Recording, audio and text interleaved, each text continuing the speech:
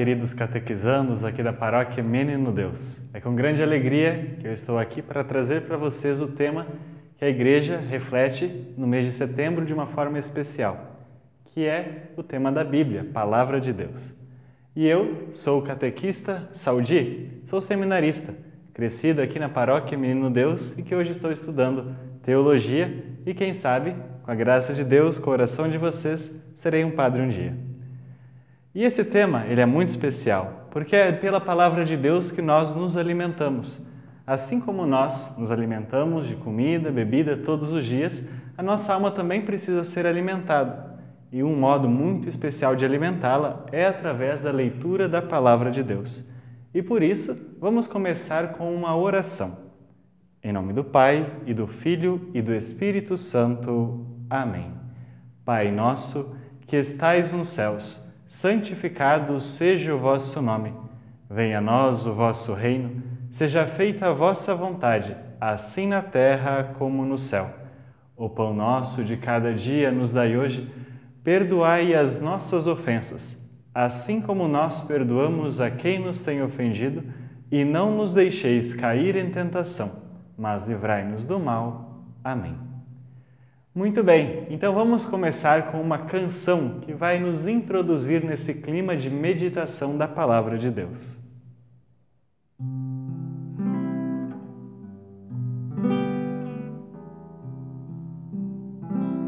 A palavra do Senhor, quando chegou, desinstalou meu coração. Ao chegar, desafiou-me a exigir uma resposta de sim ou não. É fácil dizer sim, é fácil dizer não, mas dói depois o sim e dói depois o não. A palavra do Senhor, depois que ela passou, nada mais será do jeito que já foi. A palavra do Senhor, depois que ela passou, nada mais será do jeito que já foi. Leitura da segunda carta de São Paulo a Timóteo. Tu, porém, permanece firme naquilo que aprendeste e creste. Sabes de quem aprendeste. E desde a infância conhece as sagradas Escrituras e sabes que elas têm o condão de te proporcionar a sabedoria que conduz à salvação pela fé em Jesus Cristo. Toda a Escritura é inspirada por Deus e útil para ensinar, para repreender, para corrigir e para formar na justiça. Por ela, o homem de Deus se torna perfeito, capacitado para toda boa obra. Eu te conjuro, em presença de Deus e de Jesus Cristo, que há de julgar os vivos e os mortos, por sua aparição e por seu reino. Prega a palavra, insiste oportuna e inoportunamente, repreende, ameaça, exorta com toda a paciência e empenho de instruir. Porque virá tempo em que os homens já não suportarão a sã doutrina da salvação, levados pelas próprias paixões e pelo prurido de escutar novidades. Ajustarão mestres para si, apartarão os ouvidos da verdade e se atirarão às fábulas. Tu, porém, sê prudente em tudo, paciente nos sofrimentos, cumpre a missão de pregador do Evangelho. Consagra-te ao teu ministério. Quanto a mim, estou a ponto de ser imolado, e o instante da minha libertação se aproxima. Resta-me agora receber a coroa da justiça, que o Senhor, justo juiz, me dará naquele dia. E não somente a mim, mas a todos aqueles que aguardam com amor a sua aparição. Palavra do Senhor. Graças a Deus. Queridos catequizandos, nós estamos meditando sobre a Bíblia. E essa leitura, ela é muito especial porque nos mostra a importância que a palavra de Deus tem para nós. Nós estamos aqui numa carta em que São Paulo escreve para Timóteo, que era um bispo lá do início da igreja e que foi enviado para cuidar de uma comunidade cristã. E ali São Paulo está dando algumas orientações para que ele possa bem exercer essa sua missão. E aqui São Paulo coloca para ele a Bíblia como um ponto de extrema importância, porque a partir dela é que ele deveria pregar e anunciar a vontade de Deus, a salvação para as pessoas. E é muito interessante que em um momento São Paulo diz assim, diz que desde a infância Timóteo já foi formado a partir das Sagradas Escrituras. E isso é algo muito importante para vocês também. Compreenderem que já desde agora a Escritura deve ser uma constante na vida de vocês. Vocês devem aprender desde novos a meditar na palavra de Deus, a deixar-se ser conduzido, ser guiado por ela. E São Paulo aqui fala que por ela, a palavra de Deus, o homem de Deus se torna perfeito. Veja que grande valia tem a Escritura para as nossas vidas. É ela quem nos torna verdadeiramente um homem íntegro, cristão, fiel a Deus e apto para amar as pessoas que o cercam e para viver em paz, em harmonia. E olha só, São Paulo também faz uma espécie de profecia. Ele diz assim, porque virá tempo em que os homens já não suportarão a sã doutrina da salvação. E nós vemos, em muitos casos, as pessoas já não mais crendo na palavra de Deus, já não mais aderindo a essa vontade de Deus, mas se deixando arrastar ali, como ele diz, pelas paixões, pelas fábulas, pela ilusão, achando que a verdade que salva, está em outros lugares, em outras fés, em outras coisas, mas não na palavra de Deus. No entanto, é por essa palavra que nós conhecemos Jesus Cristo, o nosso Salvador, aquele que nos une ao Pai. E ele termina falando da esperança cristã, dessa esperança de quem viveu essa palavra, de quem se uniu a Deus, esperança de se encontrar com o Pai e receber deste Pai a glória do céu.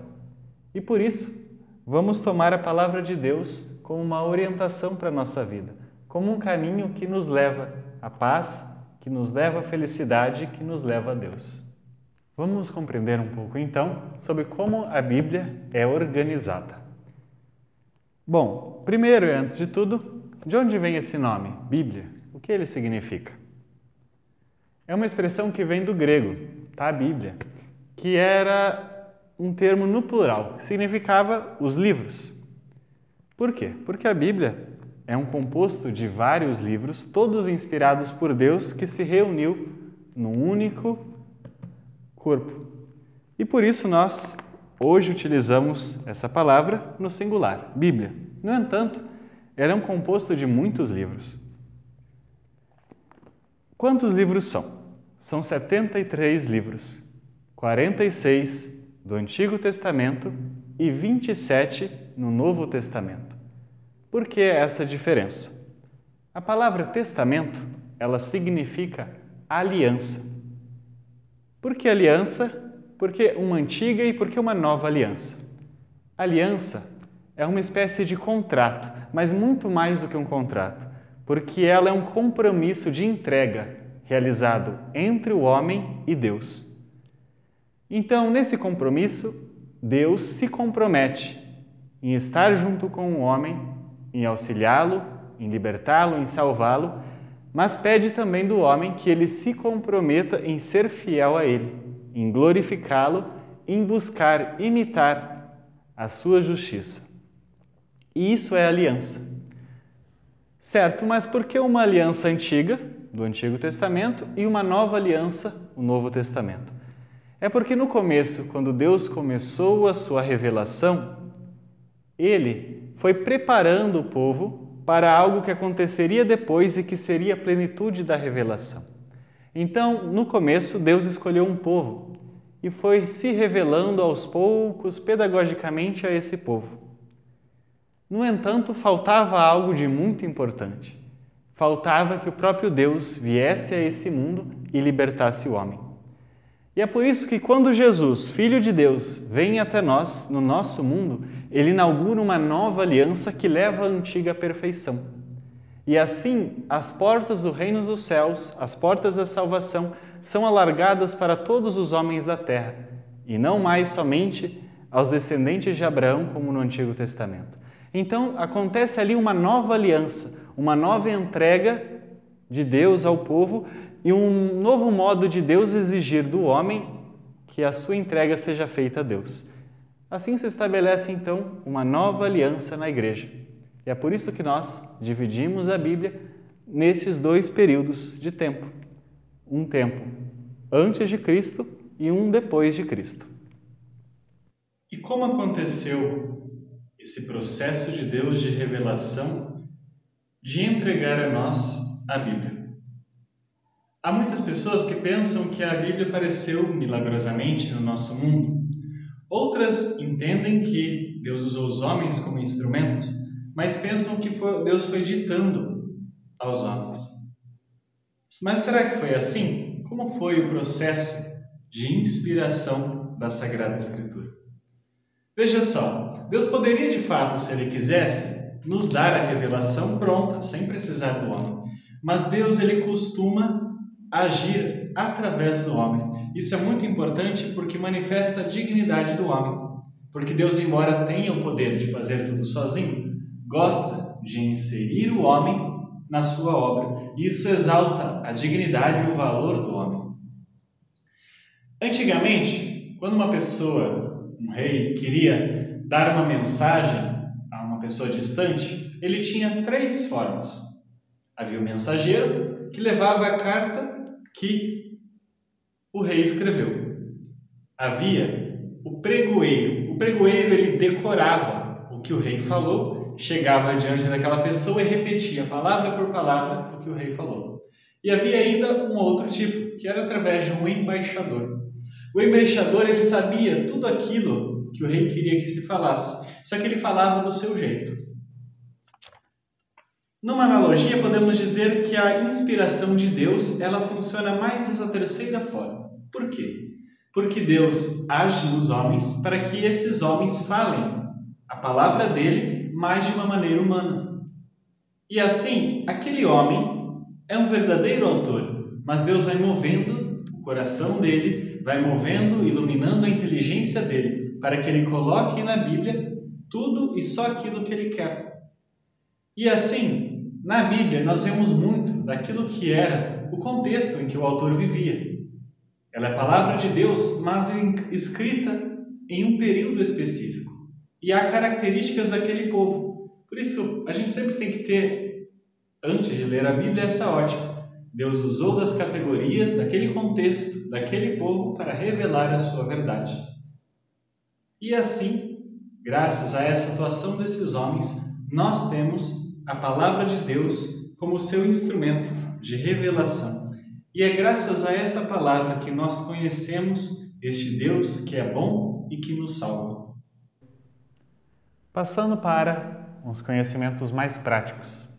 É provável que alguma vez outro catequista pediu para vocês encontrarem livros e foi um pouco difícil. E de fato, no começo é muito difícil, mas depois a gente vai pegando prática.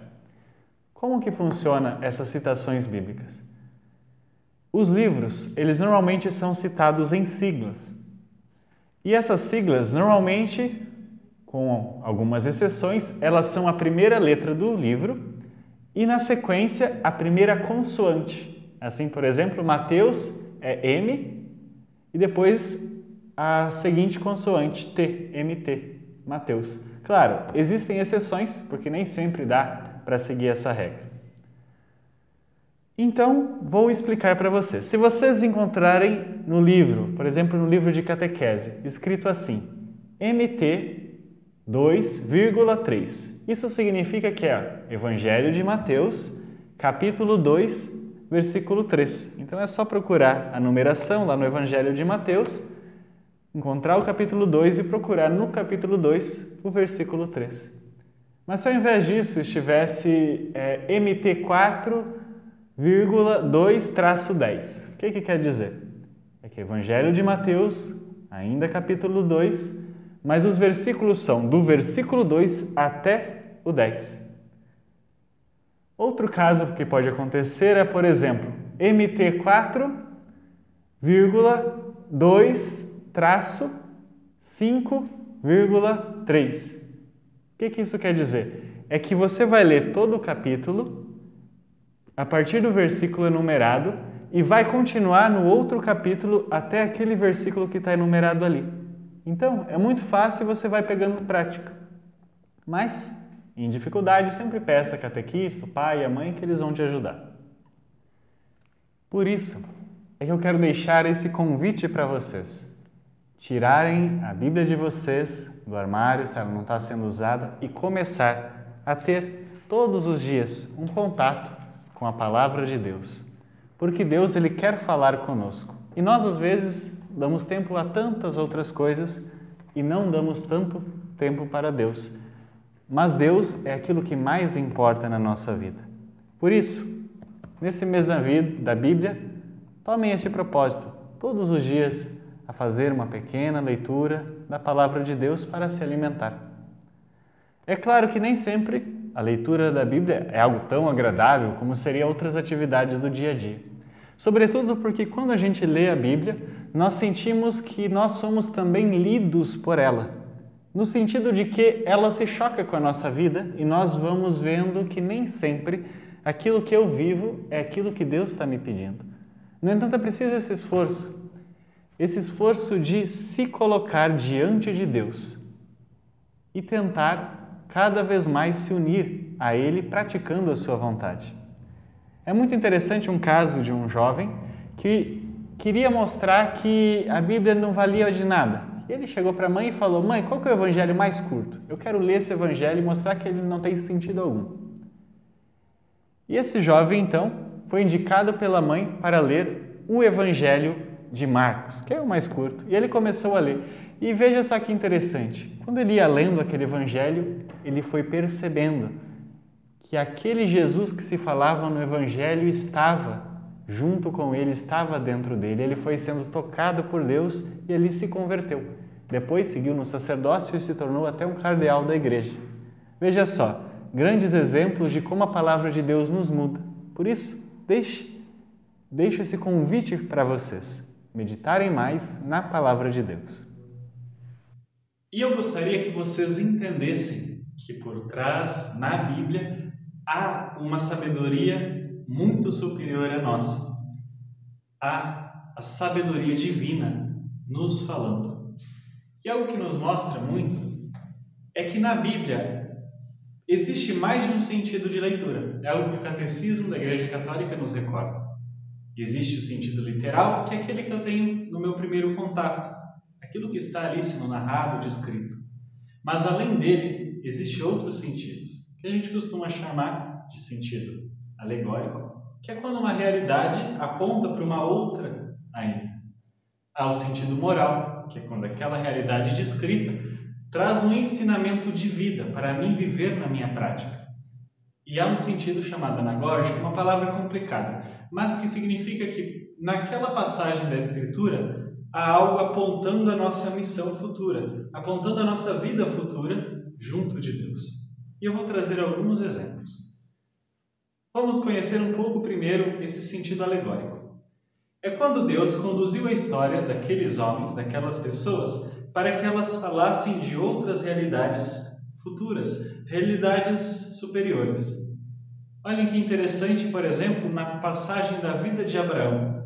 Abraão recebe de Deus a missão dura, difícil e estranha de sacrificar seu próprio filho, o seu único filho. E Abraão, obediente, aceita aquilo. E ele coloca nas costas do seu filho um fecho de lenha e os dois sobem uma montanha, um monte, aonde Abraão iria sacrificar o seu próprio filho. E Abraão amarra Isaque no local do sacrifício e estende uma adaga para sacrificá-lo. Naquele momento, o anjo de Deus interfere. E Deus para Abraão e fala que aquilo não era o que ele queria. Foi apenas uma prova a qual ele foi submetido. Então, Isaque volta são e salvo para os braços do pai. E no lugar eles sacrificam um cordeiro que Abraão vê ali com a cabeça, com os chifres presos no espinheiro. Esse é o sentido literal. Mas aqui é uma alegoria. A história de Abraão está nos falando da salvação que nos vem por meio de Cristo. Porque Abraão ali significa figura Deus Pai. E Isaque figura Jesus Cristo, o único Filho de Deus por natureza que ele vai entregar em sacrifício. Nós vemos Isaque subindo a montanha carregando um fecho de lenha nas costas, figura do Cristo que futuramente subiria o Monte Calvário carregando a cruz. Nós vemos Abraão prendendo Isaque no local do sacrifício, tal como Jesus seria preso na cruz. Nós vemos que depois de tudo isso, Isaque volta são e salvo para os braços de Abraão, tal e qual Jesus, depois da cruz, ressuscitaria e subiria para junto de Deus Pai Todo-Poderoso. E ali a gente vê que no local do seu filho, Abraão sacrifica um cordeiro que estava com a cabeça presa em um espinheiro. Esse cordeiro também é uma figura de Cristo, coroado de espinhos, que é imolado para libertar os homens da morte. Existem muitas passagens, eu poderia citar muitas. Vou citar apenas mais uma de uma alegoria para vocês entenderem bem. Uma passagem muito interessante é um momento em que o povo de Deus no deserto é atacado pelos amalequitas. E Moisés vê tudo aquilo e sobe no alto de uma montanha e com o seu cajado de madeira, ele estende as mãos ao céu e fica com ela erguida. E quando ele estava no alto daquela montanha com as mãos erguidas, o povo recebia uma força e vencia. E é claro, ele se cansou. E veio então um homem de cada lado e foram segurando os braços. E assim ele ficou até o pôr do sol, dando a vitória ao povo. Aqui é uma alegoria, porque esse fato da vida de Moisés fala de Jesus Cristo. É Jesus Cristo que no alto do Monte Calvário nos deu a vitória, quando ele esteve com as mãos erguidas na cruz, ali também, um objeto de madeira, tal e qual Moisés estava. E assim como Moisés tinha dois homens, um de cada lado, também Jesus foi crucificado entre os ladrões e ficou ali até o pôr do sol, conseguindo a vitória para nós. Enfim, muitas passagens no Antigo Testamento são essas alegorias. Eu estou querendo mostrar para vocês como existe uma sabedoria muito densa por trás da Bíblia. Bom, expliquei o sentido alegórico. Vou falar um pouco do sentido moral. Já disse que é aquele sentido em que um fato ensina algo para a minha vida. E eu vou pegar a passagem da mulher de Ló. Nós sabemos que Sodoma e Gomorra foram castigadas por Deus por causa de seus inúmeros pecados. Mas os justos fugiram dali para se salvar. E Deus havia dado um pedido de obediência, de prova de fidelidade. Eles não deveriam olhar para trás. Do contrário, se transformariam em sal. E assim eles vão fugindo daquela cidade, mas a mulher de Ló despreza esse pedido de Deus e se volta para observar a cidade e ali se transforma naquela estátua de sal. Esse é o sentido literal, mas existe um ensinamento moral ali. O ensinamento moral é que nós devemos abandonar toda a vida de pecado que nós poderemos ter caído ao longo da nossa história. E ao abandonar, nós devemos seguir firmes no caminho de Deus, fixos, com os olhos para frente, observando o que Deus quer de mim. E jamais olhar para trás com lembrança, com saudade do pecado, como se o pecado fosse melhor. Porque se eu faço esse movimento de olhar para trás, de pensar em desistir, eu já não consigo caminhar mais para Deus. Eu me torno como que uma estátua na estrada da vida, que não consegue mais progredir, crescer na paz, no amor e na felicidade de Deus. E ainda o sentido anagógico, que é quando uma realidade nos fala dos tempos futuros. E assim nós vemos o povo de Deus marchando no deserto, por exemplo, rumo à terra prometida. E ficavam longos anos, por duras provações, mas marchando rumo à terra prometida. Aqui, a terra prometida figura o reino dos céus. E o deserto figura aqui a nossa vida. A nossa vida, muitas vezes árdua, sofrida, com provações, mas nós devemos marchar continuamente, vencendo os obstáculos, fazendo a vontade de Deus para receber essa pátria prometida. Então são esses os 4 sentidos da Sagrada Escritura. Poderia trazer muitas outras coisas, mas por hoje está bom, para vocês compreenderem que na Bíblia existe uma sabedoria divina, que eu devo deixar-me ser tocado, ser movido por Deus para cada vez mais se aprofundar nessa grande sabedoria.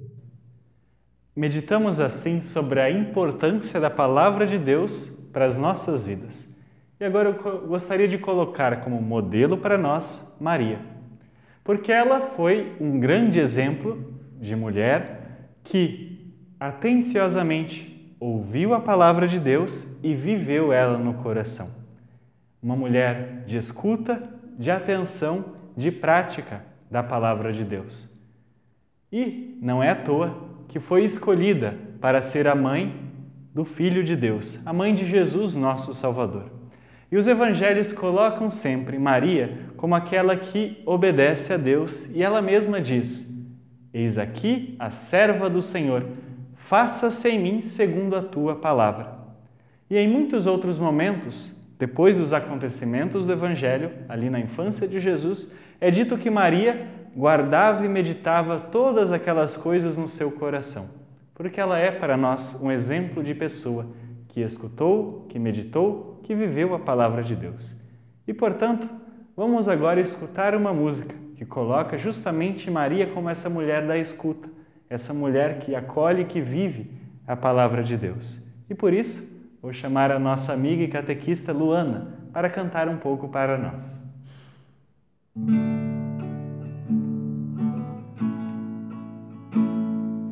Quando teu pai revelou o segredo a Maria, que pela força do Espírito conceberia, a ti, Jesus, ela não hesitou logo em responder: faça-se em mim, pobre serva, o que Deus aprovê.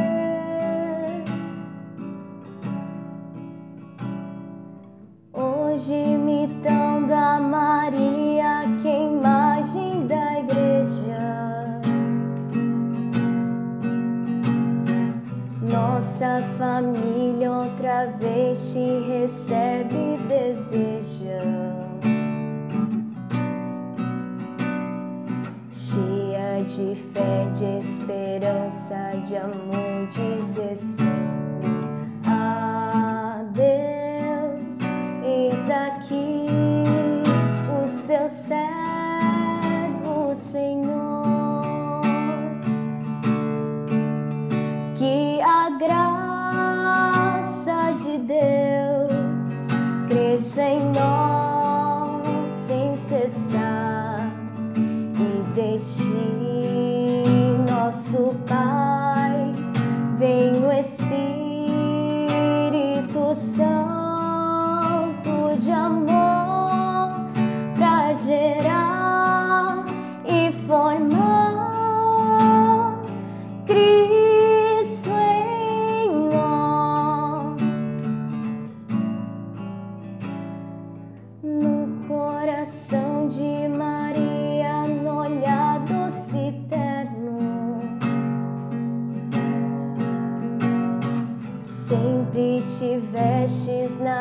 vida, um apoio materno. Desde Belém, Nazaré, só viver para te servir. Quando morrias na cruz, tua mãe estava ali. Mãe amorosa da igreja, já quer nosso auxílio.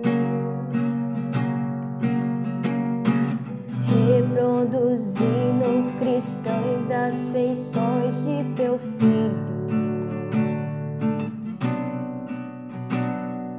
Como ela fez em Caná, nos convida a te obedecer. Eis aqui os teus servos, Senhor. Que a graça de Deus cresça em nós sem cessar. E de ti, nosso Pai, vem o Espírito Santo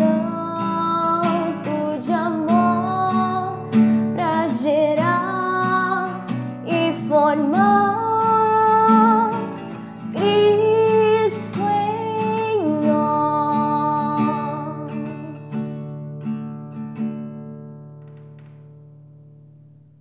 Muito obrigado, catequizandos, por partilharem este momento de meditação de aprendizado comigo.